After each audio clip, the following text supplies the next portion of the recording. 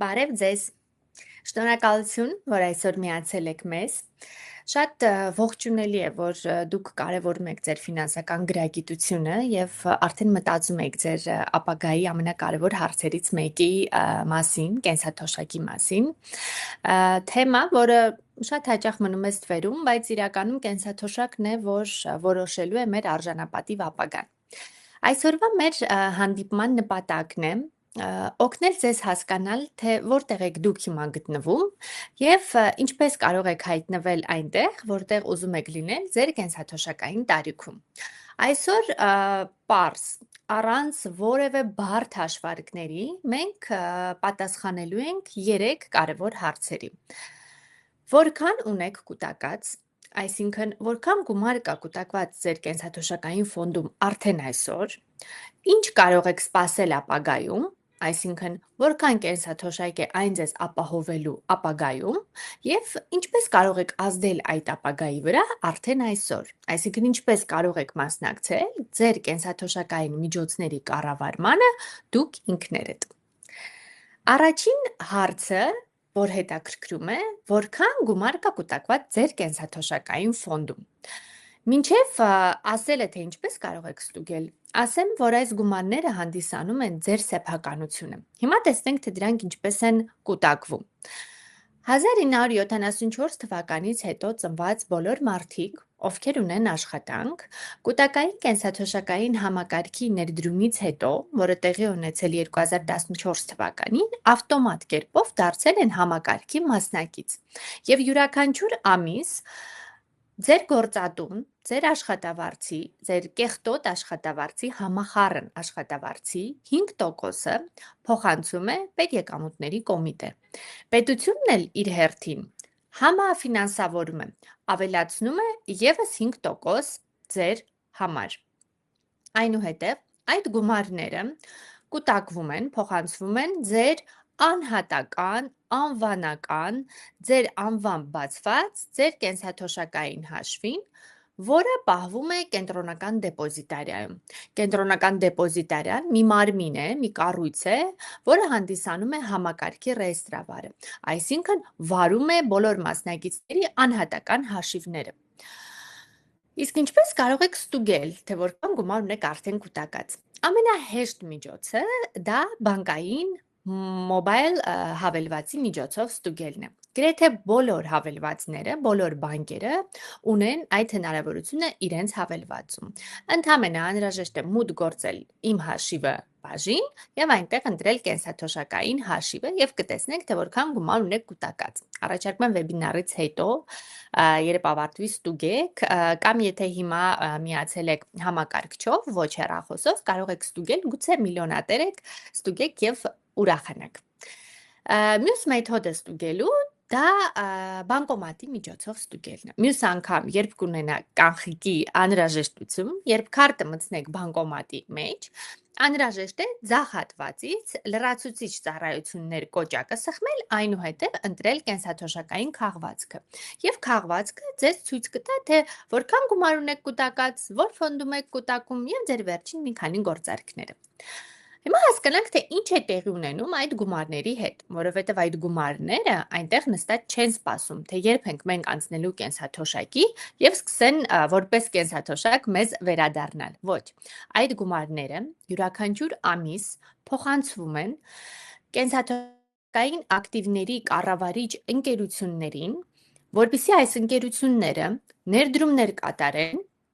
եւ ստեղծեն հավելյալ եկամուտ, այսինքն ավելացնեն այս գումարները, որպեսզի կենսաթոշակային տարիքում մենք ունենանք ավելի շատ միջոցներ։ Իսկ տեսնենք, թե ինչպես են կատարում այս ներդրումները։ Ասեմ, որ այսօր ինչքան վիճակագրական տվյալներ եւ թվեր կլինեն, դրանք հունիսի 30-ի դրությամբ տվյալներ են, բայց մեր կայքում հասանելի են կենսաթոշակային ֆոնդերի վերաբերյալ ամբողջ ինֆորմացիան։ Ներդրումների մասին, նրանց արժույթների, ժամկետայնության, այսինքն ամբողջ մանրամասնությամբ, բայց այսօր փորձենք ավելի պարզ կերպով ներկայացնել։ Եթե դիտարկում ենք միջին ռիսկայնությամբ ֆոնդը, ընդ որում եթե մասնակիցները չեն ընտրել ֆոնդ, ասեմ, որ մարդկանց քաղաքացիների 98%-ը այդ ընտրությունը չի կատարել։ Ուստի մարդկանց 98%-ը ավտոմատ կերպով իրենց միջոցները կուտակում են միջին ռիսկայնության ֆոնդում։ Հիմա եթե դիտարկենք C կվադրատ ամպեգայի միջին ռիսկայնության ֆոնդի ակտիվների բացվածքը, այսինքն թե որտեղ են այդ ներդրումները իրականացնում, կտեսնենք, որ դրանք մեզ հայտնի կամ գուցե ոչ հայտնի ավանդներն են, Հայաստանի Հանրապետության պետական պարտատոմսերն են, կորպորատիվ պարտատոմսերն են եւ արտասահմանյան, բաժնային եւ պարտքային արժեթղթերն են։ Իդեպ ասեմ, որ արտասահմանյան այս ֆոնդերն էլ, արժեթղթերն էլ ներդրումներ են կատարում մեզ հայտնի ընկերությունների, մի շարք ընկերությունների բաժնետոմսերում եւ ստացվում է, որ մենք անուղղակի կերպով հանդիսանում ենք այս ընկերությունների բաժնետերը։ Հիմա հասկացանք, թե որ գործիքներում են կատարում ներդրումներ։ Հիմա եկեք տեսնենք, թե թվերով ինչպիսի եկամուտ է ապահովել կառավարիչը։ Ինչպես նշեցի սկզբում, համակարգը ներդրվել է 2014 թվականին, այսինքն արդեն 11 տարի է ինչ գործում է, եւ 11 տարվա արդյունքներով, եթե դիտարկենք C կվադրատ ամպեգայի կողմից կառավարվող ակտիվները, ապա կտեսնենք, որ մեր կողմից կառավարվող ակտիվների շուրջ 25%-ը, կամ եթե բացարձակ թվերով խոսենք, 450 միլիարդ դրամը դա մասնակցի եւ պետության հատկացումներն են, իսկ հավելյալ դրա 25%, այսինքն 145 միլիարդը մեր կողմից գեներացրած, մեր կողմից ստեղծած հավելյալ եկամուտն է։ Այսինքն եթե դուք ստուգեք եւ տեսնեք, որ ձեր կառավարիչը C կվադրատ ամպեգան է եւ դիցուկ ձեր հաշվին տեսակ, որ ունեք 1 միլիոն դրամ, դա նշանակում է, որ այդ 1 միլիոն դրամի 250,000 դրամը ձեզ համար աշխատել է ձեր ֆոնդերի կառավարիչը C կվադրատ ամպեգան։ Սա մեր կողմից կառավարվող 3 ֆոնդերի համար ներկայացված հավելյալ եկամուտն է, որը, ինչպես ասացի, միջինում 25% է կազմում։ Հիմա տեսնենք, պարզեցինք, թե ինչպես կարող եք ստուգել, թե որտեղ եք հիմա։ Այսինքն առաջին հարցը, թե որքան գումար ունեք կուտակած ձեր կենսաթոշակային ֆոնդում, հասկացանք, թե ինչպես կարելի է պարզել եւ իմացանք, թե այդ գումարը ինչպես է կուտակվում յուրաքանչյուր ամիս եւ ինչպես է կառավարիչը ավելացնում այդ գումարները ներդրումներ անելով։ Բայց ինչ է սա նշանակում, հա? Մենք միլիոնատեր ենք, ուրախանում ենք, հետևում ենք, բայց ինչ կարելի է սպասել ապագայում։ Այս հարցը այնքան շատ էինք մենք ստանում, որ այլևս մեր կայքում հասանելի է կենսաթոշակային հաշվիչը, որովհետև как гласит народная мудрость, ավելի լավ է մեկ անգամ տեսնել, քան 1000 անգամ լսել։ Ուստի ես առաջարկում եմ, երբ վեբինարը ավարտվի եւ դուք ստանաք նամակ, մենք ձեզ ուղարկելու ենք նամակ, որտեղ լինելու է իդեպ եւ վեբինարի ձայնագրությունը եւ տարբեր օգտակար հղումներ, դուք կստանաք նաեւ մեր կենսաթոշակային հաշվիչի հղումը։ Ընդ որում կստանաք նաեւ հաշվիչին կից բացատրական հոլովակ, որտեղ մենք նկարագրում ենք, թե օրինակ հաշվիչի որ դաշտերը կարող եք անփոփոխ թողնել, որովհետև կան որոշ տվյալներ, որոնք կարող եք անփոփոխ թողնել, եւ հաշվիչը ձեր տվյալների հիման վրա որոշակի ենթադրությունների ներքո կարող է հաշվարկել եւ ձեզ ցույց տալ, թե որքան կենսաթոշակ դուք կարող եք սպասել ապագայում այսօրվա գներով։ Հիմա հասկացանք, թե ինչպես ստուգել որքան գումար ունեք կուտակած, ինչպես կարող ստուգել, թե ինչ ապագայում։ Բնած վերջին հարցը։ Իսկ դուք ինչպես կարող եք ազդել այդ ապագայի վրա արդեն այսօր։ Մյուս ամենահաճախ տրվող հարցը մեզ մասնակիցների կողմից, իսկ մենք ինչպես կարող ենք մասնակցել մեր միջոցների կառավարմանը, մեր ֆոնդը մենք ինչպես կարող ենք կառավարել։ Դուք կարող եք ընտրել, թե որ կենսաթոշակային ֆոնդում կուտակվեն ձեր միջոցները, բայց նախ եկեք հասկանանք, թե ինչ ֆոնդեր կան առհասարակ։ Կուտակային կենսաթոշակային համակարգի ներքո գործում է 3 տեսակի ֆոնդ, որոնք իրարից տարբերվում են իրենց ներդրումային ռազմավարությամբ կամ այլ կերպ ասած իրենց ռիսկայնությամբ։ Մինչ կմանրամասնեմ Սկզբում ասեմ, որ մենք պետք է մեկ ընդմիշտ ֆիքսենք, որ կենսաթոշակային ֆոնդերը համարվում են ցածր ռիսկայնությամբ ֆոնդեր։ Տնտեսագիտության մեջ հայտնի փաստ է, որ ի տարբերություն այլ ներդրումային ֆոնդերի, կենսաթոշակային ֆոնդերը համարվում են ցածր ռիսկայնությամբ ֆոնդեր։ Ուստի երբ հիմա խոսեմ ռիսկայնությունից, համեմատեմ, սա նշանակի, որ մենք համեմատում ենք կենսաթոշակային ֆոնդերը իրար հետ, իրար մեջ։ Ինչպես նշեցի սկզբում, եթե մասնակիցը չի կատարել ընտրություն, ապա ավտոմատ կերպով իր միջոցները կուտակվում են միջին ռիսկայնությամբ ֆոնդում կամ այլ անվամբ պահպանողական ֆոնդում։ Այս ֆոնդում թույլատրվում է կատարել ներդրումներ մինչև 35%, այսպես ասած ռիսկային համարվող գործիքներում, որոնք են բաժնետոմսերը։ Մյուս ֆոնդը դա հավասարակշռված ֆոնդն է, որը համարվում է ամենառիսկային ֆոնդը կենսաթոշակային ֆոնդերի մեջ, որովհետև այստեղ թույլատրված է ֆոնդի կեսը ներդնել ռիսկային գործիքներում։ Եվ երրորդը դա կայուն եկամտային կամ ցածր ռիսկայնությամբ ֆոնդն է, որտեղ ներդրումներ ընդհանրապես չեն կատարվում ռիսկային գործիքներում։ Իսկ ինչ է նշանակում, ինչու ենք ասում ռիսկային գործիքներ, որովհետև այստեղ կա հավանականություն, որ եկամտաբերությունը կլինի ավելի բարձր։ Բայց երբ խոսում ենք բարձր եկամտաբերության հավանականության մասին, պետք է հասկանանք, որ կա նաև հավանականություն, որ կլինի նաև բացասական եկամտաբերություն։ Այսինքն, եթե դիտարկենք օրինակ ճոճանակի օրինակը, երբ մենք նստում ենք ճոճանակ եւ շատ ուժեղ ենք պտտվում, մեր հաճույքը շատ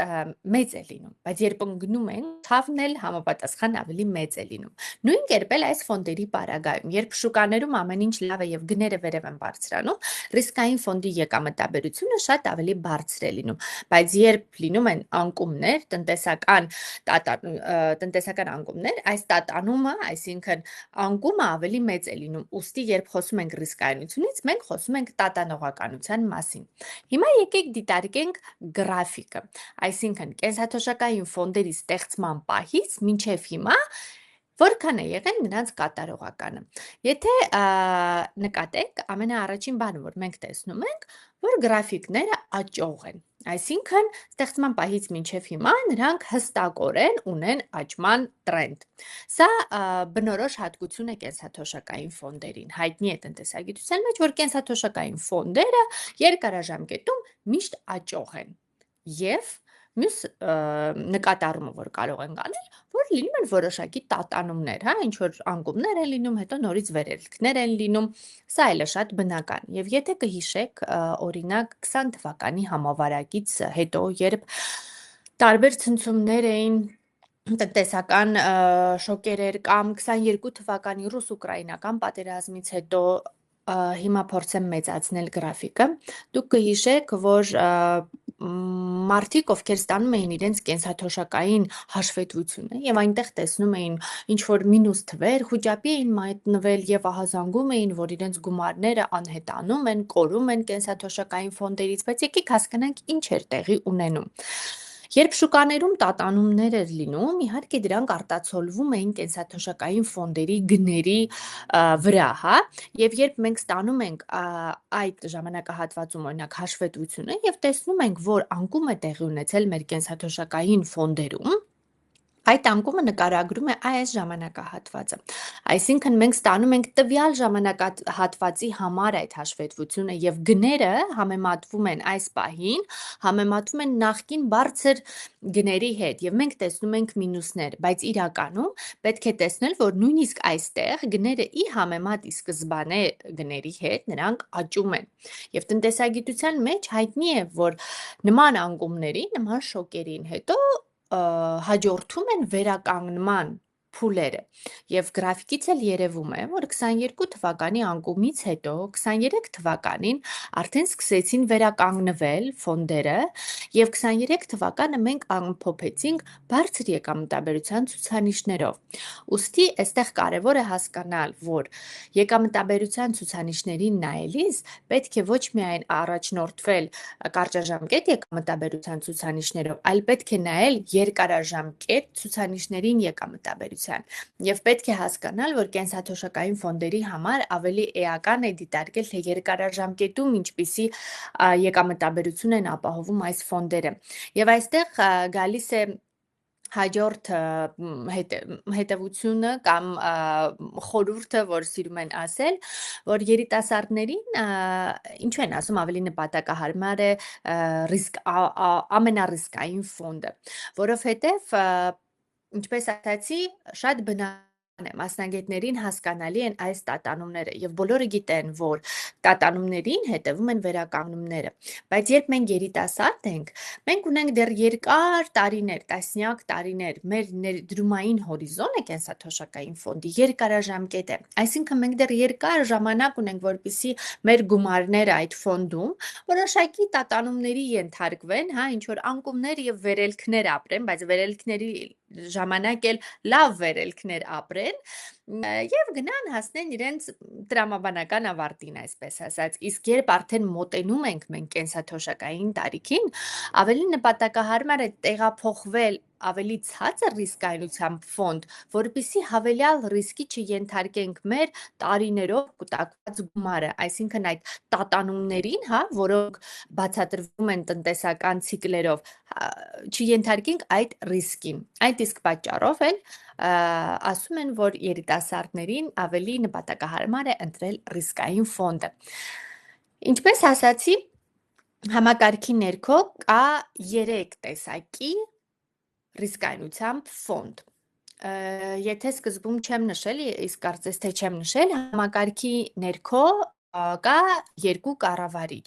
C կվադրատ ամպեգան եւ ամուձի ակբան, մեր գործընկերները։ Եվ 2 կառավարիչները յուրաքանչյուրը ունի այս 3-ական ֆոնդից։ Հիմա եթե դիտարկում ենք համակարգի ներքո այս 6 ֆոնդերի եկամտաբերությունը, իսկ ես ինչպես նոր նշեցի, կարևոր է դիտարկել երկարաժամկետ եկամտաբերությունը, այստեղ մենք ներկայացրել ենք վերջին 5 տարիների ամփոփված տարիների եկամտաբերության ցուցանիշները, ինչպես նաև կուտակային, այսինքն ստեղծման պահից մինչև հիմա եկամտաբերությունը, մենք կտեսնենք, որ համակարգի ամենաեկամտաբեր ֆոնդը դա C կվադրատ ամպեգայի բալանսավորված ֆոնդն է, այսինքն ամենառիսկային հավասարակշռված ֆոնդը։ Իդեպ այստեղ ասեմ, որ ֆոնդի անվանումը իրենից ներկայացնում է 5 տառ։ Առաջին 2 տառը դա նկարագրում է ֆոնդի կառավարչի անունը, այսինքն եթե CQ է, դա նշանակում է ձեր կառավարիչը C կվադրատ ամպեգան է։ Եվ վերջին 3 տառը նկարագրում է ֆոնդի ռիսկայնությունը։ Իսկ քանի որ մարդկանց 98%-ը չի կատարել այդ ընտրությունը, ուստի մարդկանց 98%-ը գտնվում է այս խմբում, այսինքն նրանց ֆոնդի վերջին 3 տառը կոն է, կոնսերվատիվ պահպանողական միջին ռիսկային։ Իդեպ երբ բանկոմատով ստուգեք, այնտեղ արդեն ֆոնդի անվանումը ձեզ կհուշի, թե որ կառավարչի որ ֆոնդում եք դուք։ Իսկ ինչ կարող է անել մասնակիցը։ Մասնակիցը պետք է համեմատի ֆոնդերի եկամտաբերությունները եւ կատարի իրազեկ գիտակից ընտրություն։ Ինչպես նշեցի, մենք վեբինարից հետո ձեզ կուղարկենք նամակ, որտեղ կլինեն օգտակար հղումներ։ Այդ օգտակար հղումներից մեկն էլ հենց կենտրոնական դեպոզիտարիայի այն հղումն է, որտեղ դուք կարող եք 2 կառավարչի ֆոնդերը իրար հետ համեմատել։ Ընդ որում պետք է հիշել, որ պետք է համեմատել նույն ռիսկայնությամբ ֆոնդերը։ Չի կարելի վերցնել ցածր ռիսկայնությամբ ֆոնդը, համեմատել բարձր ռիսկային ֆոնդի հետ եւ անել որոշակի հետևություններ եւ եզրահանգումներ։ Դրանք կլինեն բոլորովին սխալ։ Պետք է նույն ռիսկայնությամբ ֆոնդերը իրար հետ համեմատել։ Այդ վարժությունը մենք արել ենք ձեզ համար բալանսավորված ֆոնդի օրինակով, ցույց տալով վերջին օրինակ 5 տարիների եկամտաբերության ցուցանիշները եւ այստեղ ներկայացված է 2 ֆոնդերի ստեղծման պահից տարեկան եկամտաբերությունը, հա, տարեկանացված եկամտաբերությունը կուտակային։ Դուք կարող եք ասել, որ թվերը իրար մոտ են եկամտաբերության ցուցանիշները եւ արդյոք անհրաժեշտ է այսքան ինֆորմացիային տիրապետել, հետևել, որոշակի ընտրություն անել, գործողություններ անել։ Ես կասեմ մեկ բան, որ պետք է հիշել, որ իրականում փոքր թվերը մեծ տարբերություն են ստեղծում։ Իսկ ինչպես են ստեղծում։ Հիմա տեսնենք։ Ֆինանսիստները համարում են, որ իրենք գիտեն, թե որն է աշխարհի 8-րդ հրաշալիքը։ Եկեք մենք էլ տեսնենք, թե որն է դա, որպեսզի հետ չմնանք նրանցից։ Դիցուք մենք ունենք 100,000 դրամ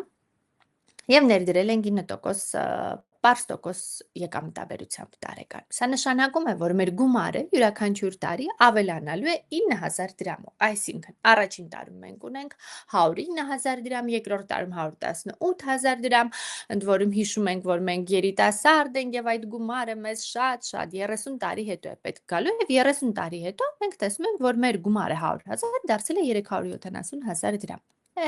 Ուրախ ենք, երջանիկ ենք, բայց պարզվում է, որ եթե մենք ներդնեինք մեր գումարը բարդ տոկոսի սկզբունքով, այսինքն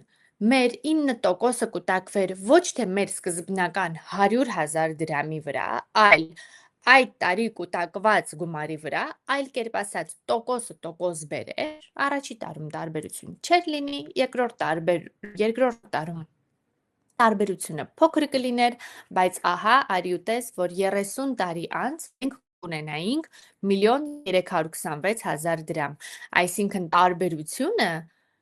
շատ էական է, շատ ահռելի է, ուստի իրականում փոքր թվերը կարող են մեծ տարբերություն ստեղծել, և հիմա եկեք տեսնենք պարզ օրինակով, որը մենք կատարել ենք ամսական 40,000 դրամ կուտակելու պարագայում, եթե դիտարկենք երկու ֆոնդեր, 6 և 7% տարեկան եկամտաբերությամբ, թվում է, թե 1% եկամտաբերության տարբերությունը չնչին է, բայց 30 տարիների ընթացքում այն հանգեցնում է 8,6 միլիոն դրամի։ Համաձայն եք, որ տարբերությունը էական է։ Եվ վերջում մեր կազմակերպության մասին, C Quadrat Ampega-ի մասին, մեր կազմակերպությունը հիմնադրվել է 2013 թվականին Հայաստանում, որպես կենսաթոշակային միջոցների կառավարիչ ընկերություն։ Մենք հանդիսանում ենք ակտիվների պրոֆեսիոնալ կառավարիչ ընկերություն։ Մեր հիմնադիրներն են ավստրիական CQ ներդրումային ընկերությունների խումբը և գերմանական Ampega Asset Management-ը։ Մեր երկու հիմնադիրներն էլ ունեն երկար տարիների փորձ ակտիվների կառավարման ոլորտում, մի շարք երկրներում, և նրանց համատեղ ձեռնարկությունը, այսինքն C Quadrat Ampega-ն Հայաստանում, այսօր արդեն կառավարում է շուրջ 440,000 քաղաքացիների ավելի քան 600 միլիարդ դրամ կենսաթոշակային ակտիվներ։ Մեր առաքելությունը ձեր ապագան է, և մենք հորդորում ենք, որպեսզի դուք հետևեք ձեր կենսաթոշակային միջոցներին, իրազեկ լինեք, տիրապետեք գործիքներին, թե ինչպես կարող եք մասնակցել ձեր կենսաթոշակային ֆոնդերի կառավարմանը և կատարեք իրազեկ և գիտակցված ընտրություն։ Հիմա եթե դուք ունեք հարցեր, իսկ ես հուսով եմ և կարծում եմ, որ դուք ունեք հարցեր, այստեղ այդ հատվածում չաթի բաժնում կարող եք ձեր հարցերը ուղղել և մենք սիրով կպատասխանենք։ Ընդ որում նաև ասեմ, որ մեր կայքում մենք հրապարակում ենք կենսաթոշակային ֆոնդերի մասին ողջ ինֆորմացիան և պորտֆելի մասին, այսինքն ներդրումների մասին, որոնց դուք կարող եք ծանոթանալ ամսական կտրվածքով, մենք հրապարակում ենք ֆոնդերի տվյալները fact sheet-ը, որտեղ կարող եք ամենայն մանրամասնությամբ ծանոթանալ, թե ինչ ներդրումներ են իրականացվում։ Մենք ունենք եռամսյակային եկամտաբերության մեկնաբանություն, ունենք նաև վիդեո տեսահոլովակ, որտեղ ֆոնդերի կառավարիչը մանրամասն ներկայացնում է, թե այդ եռամսյակում ինչ գործոններ են ազդել ֆոնդերի եկամտաբերության վրա։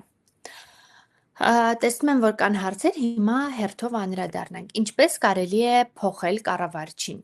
Կենսաթոշակային ֆոնդը փոխելու մի քանի մեթոդ կա։ Բանկերի մոբայլ հավելվածների միջոցով կարող եք դա կատարել, բայց միայն 3 բանկ է, որ ունի այդ հնարավորությունը։ Դա Կոնվերսբանկն է, Արարատ բանկն է և Արցախ բանկն է։ Մյուս մեթոդը դա ֆիզիկապես բանկ այցելելն է, ընդ որում պետք է այցելել կենսաթոշակային հաշվի օպերատոր հանդիսացող բանկերին, որոնք նորից բոլորը չեն, մի քանիսն են, հիմա նշեմ, դա Կոնվերսբանկն է, Ամիո բանկն է, Արարատ, Արտշինն է, Հայ Փոստի գրասենյակը։ Մյուս մեթոդը դա on-line, կենտրոնական դեպոզիտարիայի կայքի միջոցով իրականացնել է։ Սրա համար ձեզ անհրաժեշտ կլինի կամ ID եւ ID քարտը կարդացող սարք, կամ եթե դուք պատասխանատու քաղաքացի եք եւ արդեն ունեք իմ ID բջջային նույնականացում, ապա շատ հեշտությամբ կարող եք մուտք գործել կենտրոնական դեպոզիտարիայի իմ հաշիվը բաժին, այնտեղ անցնել նույնականացումը եւ փոխել ձեր ֆոնդը, ձեր կառավարչին։ Բարև ձեզ։ Եթե որոշեմ ֆոնդը փոխել, ինչ քայլեր պետք է ձեռնարկեմ։ Դե արդեն նշեցինք, ինչպես կարելի է փոխել ֆոնդը։ Ինչ է լինում մեր ֆոնդի հետ, եթե երկրից հեռանում ենք։ Եթե Հայաստանի Հանրապետության քաղաքացին հեռանում է երկրից, այսինքն կամ հրաժարվում է քաղաքացիությունից, կամ պարզապես լքում է երկիրը եւ այլևս Հայաստանի Հանրապետություն չի աշխատում, ապա նրա գումարները մնում են ֆոնդում, կառավարվում են ֆոնդի կառավարչի կողմից, այսինքն ավելանում է այն եկամուտը, որը կառավարման արդյունքում է ավելանում, բայց միջոցները հասանելի են դառնում միայն, երբ լրանում է ձեր կենսաթոշակային տարիքը։ Այն այժմ 63 տարեկանն է։ Ուստի ձեր միջոցները ձեզ հասանելի են, երբ լրանա ձեր 63 տարեկանը։ Իդեպ շարունակեմ, ավելի լայնացնեմ հարցը, ասեմ, որ ձեր միջոցները ձեզ հասանելի են, երբ լրանա ձեր կենսաթոշակային տարիքը, բայց կան որոշակի բացառություններ, երբ կարելի է գումարը շուտ ստանալ։ Դա եթե 55 տարեկանում դուք ունեք կուտակված արդեն շուրջ 20 միլիոն դրամ, ապա կարող եք շուտ անցնել կենսաթոշակի։ Եթե դուք ունեք որոշակի հիվանդություն, ընդ որում այդ հիվանդությունն էլ ներառված է կառավարության կողմից հաստատված հիվանդությունների ցանկում, կամ արտասահմանյան քաղաքացի եք, ով վերադառնում է իր մշտական բնակության երկիր, կամ էլ եթե մասնակիցը մահացել է, այսինքն մինչև 63 տարեկանը մահացել է, այս միջոցները հասանելի են նրա օրինական ժառանգին, որովհետև ինչպես նշեցի սկզբում, կենսաթոշակային միջոցները հանդիսանում են մասնակցի սեփականությունը եւ ունեն սեփականությանը բնորոշ բոլոր հատկանիշները։ Ուստի այս միջոցները ժառանգելի են։ Եթե մասնակիցը չի հասնում իր կենսաթոշակային տարիքին, ապա իր միջոցները համարվում են իր օրինակելի ժառանգի սեփականությունը։ Ես ավտոմատ կերպով պատասխանեցի մյուս հարցին, որը վերաբերում էր գումարի հասանելիությանը մինչև կենսաթոշակային տարիքի լրանալը։ Կարծես, թե այլ հարցեր չկան։ Շնորհակալություն, որ այսօր միացել էիք մեզ, հետևեք, մենք կուղարկենք ձեզ նամակը, որտեղ կլինեն շատ հետաքրքիր նյութեր, մենք հորդորում ենք նաև, որ հետևեք մեզ սոցիալական էջերում, որպեսզի ստանաք հետաքրքիր եւ մատչելի տեղեկատվություն կենսաթոշակային ֆոնդերի եւ առհասարակ ներդրումների մասին։ Շնորհակալություն։